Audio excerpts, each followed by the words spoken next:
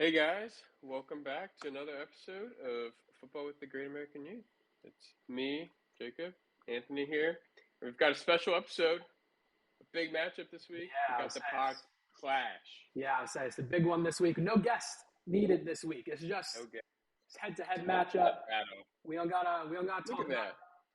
I said we're on the We're same ready. page, ready to go for this matchup. And yeah, I guess we can just hop right into it. I guess first off, before we get into fantasy, as always, we're starting off with the NFL. Big Sunday night game. 49ers undefeated. Embarrassed the Cowboys. I mean, I was reading something earlier this week about is Kyle Shanahan being coach of the year, and in my head I was like, why? Like just because they're undefeated, it just felt like such a easy read. As I was reading it, I was like, this is garbage. But seeing them play the way they played, it's like, okay, nah, they're legit. Their offense and their defense. Purdy has not missed a beat at all. The defense dominating the Cowboys as well. It was just a great performance all around. 100%. 100%. And then, obviously, the AFC North has just been wild this season. I mean, it looked like the Ravens were kind of starting to pull ahead as the favorite. And then they just completely lost this game to the Steelers. I mean, Steelers haven't looked good at all this year. They've had flashes where they've looked good. The Browns have had flashes. The Bengals had a flash this week. But they're still, I think they're all around 2-3 or 3-2, Yeah, around that record. If you had to pick who's coming on top of the AFC North right now, who would you pick? I I feel think like every team is acceptable as an answer. yeah. I just think it's crazy that Pittsburgh is winning that division right now. Like it's not going to last that way. I do think it'll end up being Cleveland. I feel like they I feel like they have everything it takes on defense, on offense. I feel like they're going to be able to make that happen, but still, I don't it's just a weird division. I feel like the Ravens, everyone expected them to take a step this year. They haven't. Or wait, isn't it the Bengals or the other? It's the Bengals are the other one in their division. Yeah, Yeah. the Bengals too. They were the favorite coming in. Yeah, no, the Bengals, I like it's just been a lot of weirdness in the AFC North, so I don't know. I feel like I guess wait, I said the Browns, didn't I? Yeah, Are the Browns in the AFC? yeah, they're in the Okay, yeah, North. I was tweaking. Okay. Yeah, so the Browns, I feel like the Browns have the best all-around squad there, but I don't know. It's a very weird division. I have no idea who's coming out on top, but I mean, a more interesting story was the Wilson Bowl in Denver. Hackett getting revenge. Obviously, that's another huge story. I think everyone was rooting for that. I Yeah. mean, I was. Pretty much everyone that watched Hard Knocks was. I mean, just Uh, to think about the swap, like Sean Payton was talking crazy in preseason, unprompted, talking crazy about Hackett, and not that Hackett did a bad job last year, but it was just out of nowhere. And for not only for the Jets to win this game, but to not have Aaron Rodgers for all of this season and to still be better than the Broncos is like I feel like just the ultimate football karma enacted itself on Sean Payton for doing a that. hundred That's percent. yeah, Everyone loves to see that. It's, it's a dumb comment from Peyton, honestly.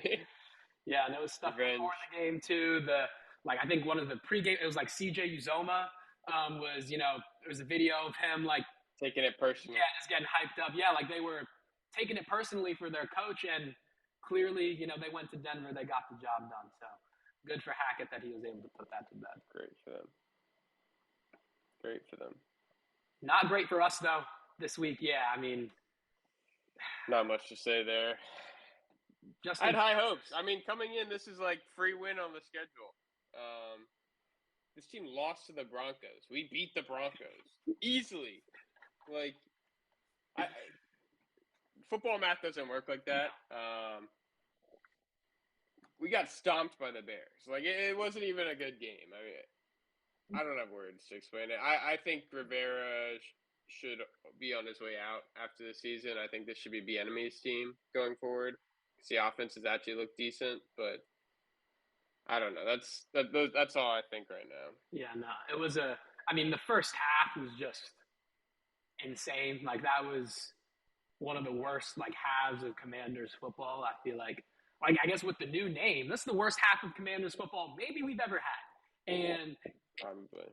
it was just, and for it to be against this Bears team, I kind of called it, we were talking about this before. We kind of mentioned this last episode. If you listen to us and you pay attention, we said, this might be a game the Bears bounce back, that Justin Fields might be able to do something, that DJ Moore might be one of the guys who ends up picking up from that. We ended up having both of those things happen. We'll get into how it impacted fantasy, but for the Commanders, obviously not what we were looking for at all. No. Yeah, let's get into fantasy results. Yeah, so big dub for me this week. I was talking game. Alex, in the win category. Alex was our down bad this week. I saw that and I said my team, they were inspired by that. They said we can't put out a performance like this. We got to put up a dub. Travis Etienne, I woke up early in the morning to Etienne in London, dropping 2 touchdowns and over 100 yards for me. Oh. Thank you so much. Finally doing what he's supposed to. Then later in the day, I see Jared Goff and Laporta just 2 tutty connected. They can't, on a string, play action passes, run them every game to him. Laporta's going to keep getting touchdowns. I messed up kind of with, I guess, none of my running backs. Like, the Kieran Williams didn't go great. I made a few mistakes with, Nico Collins over Jalen Waddle. Waddle got a touchdown, so that helped him out. Madison had a good game, though, getting a receiving touchdown. And the biggest update to my team, really, one of the biggest kind of things in flux for me last week was Jonathan Taylor. He signed his contract extension. He's back.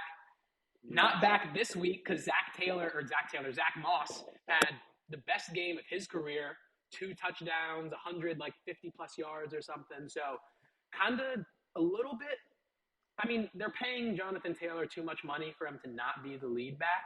But at the same time, it's going to be interesting to see how that backfield is shared going forward. But, still, my team, they did what they had to do. That's all next week concerns. We put up 130. We beat Alex this week. We're, back in the win column and feeling good going forward about my team. I've been saying I have the consistency. I'm putting up points. It's like I know my wins are coming in. We got the one this week. It's on to bigger and better things next week with you. I'm planning on getting another one, but we'll hold that off for a little bit. I'll let you get into your matchup. Yeah, so my matchup was, another dub, another week, another dub. Just want to shout out the fact, last undefeated team. Probably the best start to a fantasy season in my career. So just pat myself on the back a little bit there. But let's get into this matchup.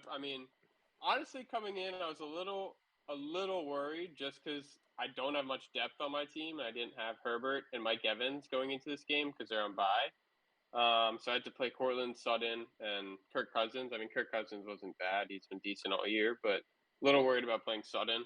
But DJ Moore kind of shored up those Warriors thanks to his Thursday night performance, dropping 45 against a Commanders defense that put up -5. So I was up 50 after Thursday night. That was literally the worst Thursday night fantasy scenario I've ever seen. Maybe one of the worst one-day fantasy scenarios I've ever seen. Have the 45 from DJ Moore to the -5 from the Commanders D. That was awful. Up 50 from one player. Just unfair. But, once I was up 50, I actually picked up the Jaguars defense before that. And I ended up dropping them because I'd rather pick up a player that's worth playing. I could just play Cowboys defense because they're the defense I want to keep. Jaguars defense would have done better, so I was a little upset about that, but I didn't really need another defense. Courtland Sutton, I didn't want to play him against the Jets, but I didn't really have much of a choice. But the one thing I was very happy about this week, besides DJ Moore, was Dallas Goedert. He had his first good performance of the season, and I was kind of complaining about that last week that I needed a new tight end if this guy wouldn't start doing something, and he finally had a performance I've been waiting for all year. So hopefully I don't really need to worry about that going forward, but pretty happy about my team's performance overall. Yeah, no, your team, last one standing in the undefeated column. And it's, even though I know you're talking about your depth, it's not not crazy depth, but I mean, even still at, you know, Jameson Williams, I think there's definitely potential for him to get more involved in that offense. Dalvin Cook is Definitely. kind of like a whatever one at this point. Like you're the He's running gone in waivers. Don't the, worry. the Don't count him. running the running back depth is a little shaky, but like It is. you have the talent at receiver, and I feel like as long as you have two solid starting receivers, you could stream a flex if you need to. Even like you have enough high end talent to make it work outside of that. So yeah, it's good. Also, I think you're right there. just to note, Adwin, one of the several people who I had trade negotiations last week, tried to trade me Ramondre Stevenson 2.4, Romeo Dobbs 0.9, Quentin Johnson, I guess TBD on, if he actually ends up doing something for the Chargers. But just wanted to note that, we're look at it's good moves made by us this week. Not only is it solid performances, we're getting good takes from us. You're getting good fantasy football management, and we're winning our games now. This is the peak of this Way podcast. better than last year, folks. Way better. This is the peak of this podcast. All right, we're figuring it out now. We gotta go. It literally can't get much better than this. So This point, keep taking our advice. Exactly. If you want to be 5-0, I mean, if you want to be in a good shape to be in the playoffs, I have 99% chance to make the playoffs. So not to flex, but I mean, we're getting to the a third of the season. So yeah, at this point, it's getting far in. We look at the results around the rest of the league, and I feel like, obviously took on my dub against Alex. You beat Adwin. Matt Cohen, obviously your fellow on the team, took a loss to Joel last week, which was Joel getting carried by the Dolphins. Really just let that. We were talking about this. We'll get into the standings, and you'll see that we added a points against total as well now. So you're going to see a little bit more. But Joel's team doing typical Joel team things. We talked about this last year. Scraping by. This year. I don't know how he's doing it. Somehow picking up wins doesn't make sense. Makes just no knocked off Matt Cohen, the top team from ESPN's predictions. Don't want to associate that wrongly, but another surprising result was Sammy 0-4 beating Yusuke, who was 3-1. I mean, Yusuke was initially one of the top. Again, he was one of the final 3 undefeated teams, and now he's 3-2. Sammy picking up a big win, pretty much thanks to Jamar Chase. Yeah. I mean, that's like 50 of the point. That's half his, half of Yusuke's points almost, but kind of crazy there. And then Matt obviously suffering another L, a rough L. The guy we just said on the podcast, unfortunately. Just had him on. Waller did what he wanted him to. He said he wanted Waller to do well. Waller got points, but Ian's team went off. Matt down to 1-4 now. It's not looking good for him.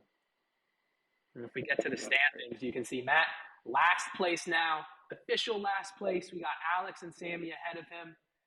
Adwin, I jumped Adwin in the standings. He's bumped down a bit after you beat him. Still have Ian, Joel, Yusuke all at 3-2 now. Yusuke, he scored a lot of points this year, so you can't really, despite the losses on his part, almost 600 points. He is still kind of in the same scoring category as you and Cohen, but you've separated yourself now. You're alone at the top with 5-0 record, most points scored too, least points against. Least points against too. Weird combination. I'll take it.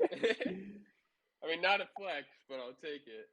But the thing I do want to flex about, and I mean, it's about damn time. Thank you, ESPN, for that ranking, that current ranking one. And I've been keeping receipts. Don't worry. I remember when I was 2 and 3. Don't worry. I'm keeping track. There we go. So we'll definitely remember that when I'm approaching the playoffs. So. And yeah, I guess rest of the league. Just another interesting things with the points against, because I feel like that's I don't know. I was thinking about adding like a points differential thing. I feel like that would be cool to see as well. But it'd be cool. Looking at the points against, Matt Levin, bottom of the league, he has 491 against, which is the third least in the league. So it goes you, Ian, and then Matt. But he is the lowest scoring team by 40 points. Like, it's not even. That's bad. Yeah, like that's bad. it's not a great start for him at all. We still got, the 400. I feel like the points scored really shows you the tiers of the league, though. We have the three kind of in the 400s right now, that bottom three. Adwin is close to that. Adwin and Ian are like on the borderline of that. So, maybe you include them in that. But then I think Joel, me, I feel like you can kind of include them, but me, Joel, Yusuke are like kind of the middle tier. I guess Ian and Adwin like kind of in that tier, just floating between. And then it's you and Cohen at the top, definitely there. Yeah. Oh, 100%. I mean, yeah, you can kind of see that with the playoff percentages. It kind of separates it on by itself. Yeah. But it's kind of crazy. Matt's playoff chances down to 18%. No, it's getting low fast. I don't know who Matt plays. It's getting late early. Oh, and the Mats getting late early, buddy. And the Mats play each other next week. Matt Cohen is playing Matt Levin next week, so it's going to be, 1-5. Yeah. We can put that to 1-5 and 5-1 for the both of them at this point. And I think that's why they bumped the playoff chances down. Yeah. They knew something. That was a preemptive bump. They knew what was coming. Very true. All right, so obviously, big matchup this week. Yeah, I know. We alluded to it. The pod clash. We're up against each other this week. You're projected for more. And obviously the biggest story for me, obviously injury happened on Sunday. News dropped this morning that Justin Jefferson's headed to the IR. It's my number 2 overall pick, my first rounder. It's not, we were talking about it earlier as well. Our first rounders this year have been terrible, either from injury or just, not living up to expectation. None of our first round picks, except for yours really with McCaffrey, have really done that much. And Justin Jefferson was doing something good, and now he's fallen into that same category, out for at least 4 weeks now. And especially this week, that really, really hurts me. I'm not sure what receiver combo I'm going to go with yet. I have Waddle and Nico Collins in there now. I'm considering Michael Thomas just because he's been so consistent. Like, I know that I'm going to get 8 points out of Michael Thomas. Like, I'm going to get 7 or 8 points out of Michael Thomas. He's going to get 6 catches. He's going to get like 50 yards. I feel like he's reliable for me. Nico Collins and Waddle have both had bust games this year. So, I don't know. I'm in flux about my lineup right now. But, I don't know. Your team is just, especially after, even looking at the position ranks for your team, like, I'm just going up against top players at every position. This is going to be rough. Yeah, I honestly think it could be close. You have good depth. I think the only area where I have the major advantage is receiver, as you kind of alluded to. But yeah, I think your running backs stack up well against mine. I think your flex kind of stacks up well against mine. You have a lot of good options besides just Madison. Honestly, the QBs could come down to a very similar situation. Tampa Bay for Jared Goff. I don't know how that'll go, but are you thinking is Goff your only quarterback? Yeah, he is my only. I was looking at some of the waiver options at QB because, it's like Purdy is still available. Russell Wilson is still available. There are a lot of really good options at QB that are available. So I feel like I could pick one up. I'm definitely, considering some trades as well this week. So depending on that, a roster spot might open up for me, and maybe, a QB fills into that. We're recording this Tuesday night, so waivers go through tomorrow. So we'll see who's kind of available and what it looks like then. But definitely considering rostering another QB. But I don't know, Goff has been solid. Goff, and it's funny that I think you have Kirk Cousins this year. But I had Kirk Cousins all of last year, and I feel like that was the same. Like, how I feel about Goff this year is the same way I felt about Cousins last year. I know he's going to get at least, he's going to throw for 200 yards. He's not going to throw more than an interception. He's going to get, a touchdown or two at least. Like, Goff is, I know Goff isn't going to bust. If anything, he has far more upside than he has potential to fail. And last week he showed that too. He got 27 points. So I feel good about Goff, but it is kind of a rough matchup at Tampa Bay this week. So I don't know. He might get back Amon-Ra, Jahmyr Gibbs, and, obviously Jameson Williams getting into the offense more, but I'm 50-50 on that one as well. Yeah. I mean, for me at quarterback, I'm still kind of deciding. I have Kirk and Herbert, who are kind of two top 5 QBs. I think it's kind of surprising that Kirk is 4 to me. He's literally gotten like 20 a game. You can see it. His average is 20. His projection is 20. Like, you know what he's going to get, just like Anthony said. I'm considering him against Chicago, but the thing is, Herbert's against like the Cowboys defense, who I have, and it's a good defense. So I'm a little worried about that, especially with how they just got kind of destroyed by the 49ers last week. They kind of have to bounce back. I think I might end up playing Kirk there, but it's again, it'll come down to the game time decision for me. This is going to be closer. I think this will be one of my closest matchups of the season. I mean, all my games have been like 30 points or more blowouts. I think you'll bring it within 15 at least. You have a solid team. My team's got to come down at some point. I mean, we've been kind of going for. I've had a player drop a hat trick and have touchdowns in 2 of the last 3 weeks. Yeah. So that's what I feel like you have to. Not that like your team is definitely the best in the league, but I feel like there has to be like a regression to the mean at some point. Like there has to be a week where all of your guys don't go off. Surely there's going to be a week where that happens. And again, if I had Justin Jefferson this week, I would feel so much better. Like I would feel good this week if I had Justin Jefferson, but without him, it's a little bit iffy. So I don't know. I'm going to have to think about the matchups and stuff. I mean, look at the check marks. I only have 3.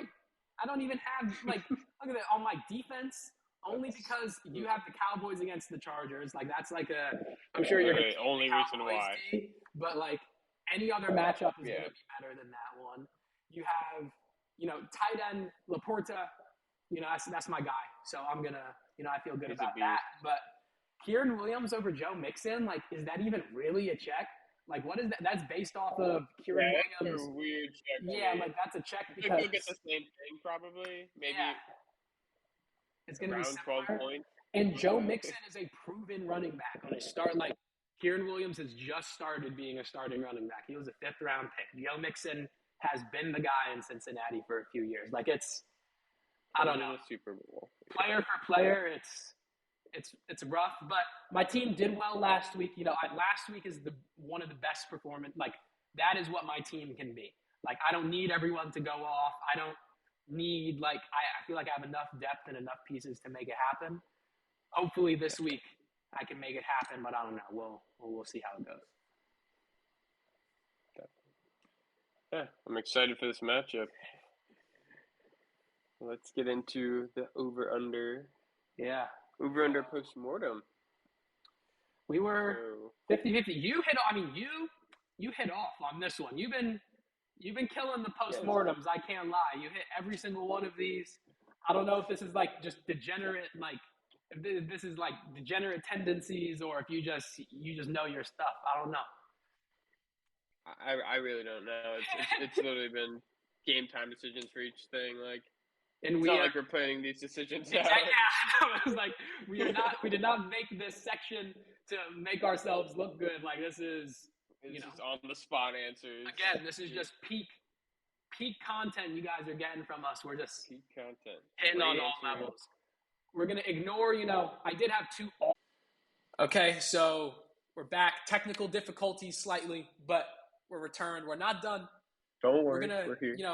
We were just letting you guys know how good our takes are and stuff and everything, but we got to go over, obviously, at least my bad ones. Jacob, you were 4 for 4 on your over/under. So, I mean, I'm just having a perfect fantasy year. Yeah. Like, perfect NFL year right now. You got to be listening to my advice. Like, anyways, I mean, let's get into this. I mean, Jalen Waddle, over against the Giants. That was pretty easy. We all took that. Najee under. You were the one that said over if he gets a touchdown, I believe, but I don't know. Awful take. I'm sorry. Like I was trying to be different. You guys You guys both went under. I was like, let me give the man some credit. He was a first round pick. He's supposed to be a good. No, I was wrong. I was wrong. Sorry. I mean, you're not wrong about that, but I mean, this Steelers offense has just been rough this year. I mean, Yes. pretty brutal. But DJ Moore, thankfully, we all took the over there with him dropping 45. And then Tank Dell, that was another one that we kind of went back and forth on. But you want to talk about that?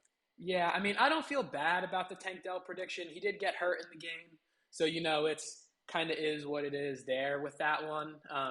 But yeah, not a great.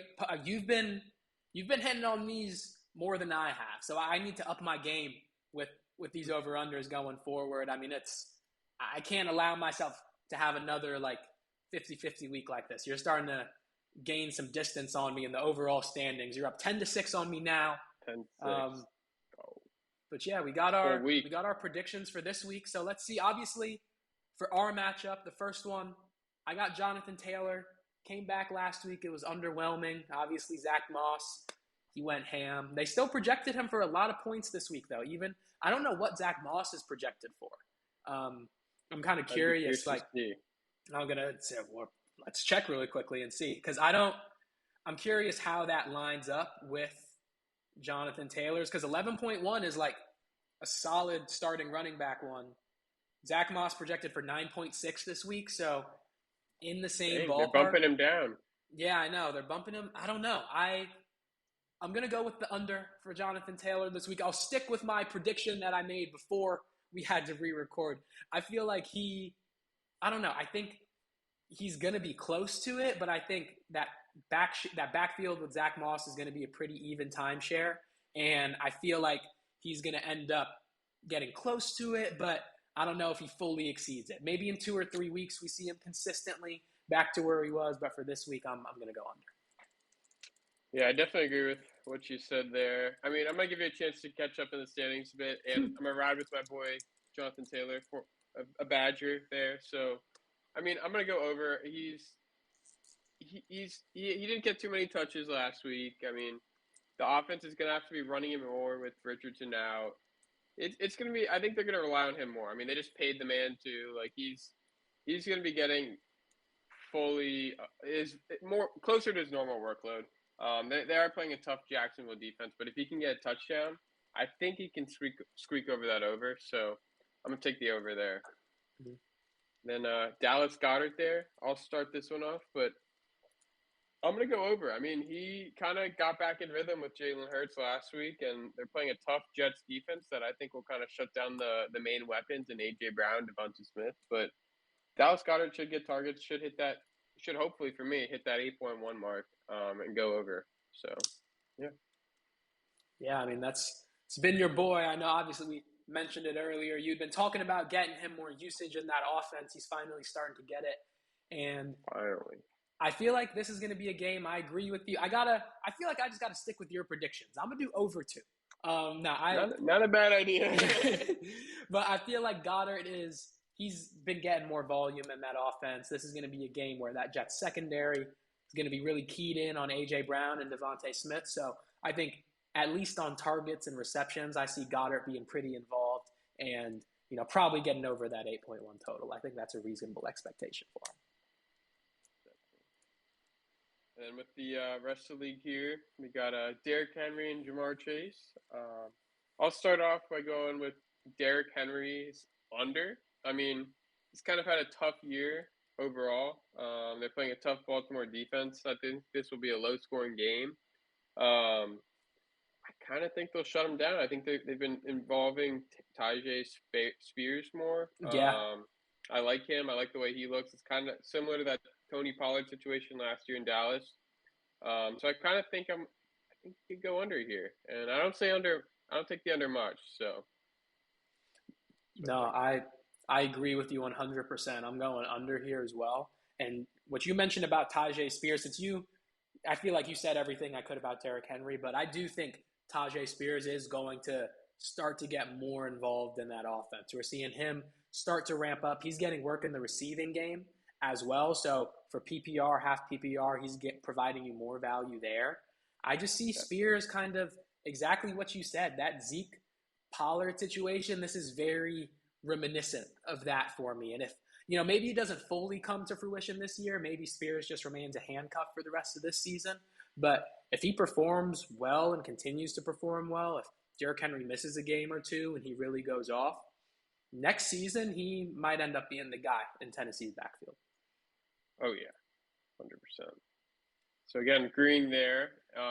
With the last one, 17.6 against Seattle. I mean, Seattle has a rough defense, but 17.6. It's a lot. I don't know about you, but I'm feeling under for this one. I don't know. I just don't.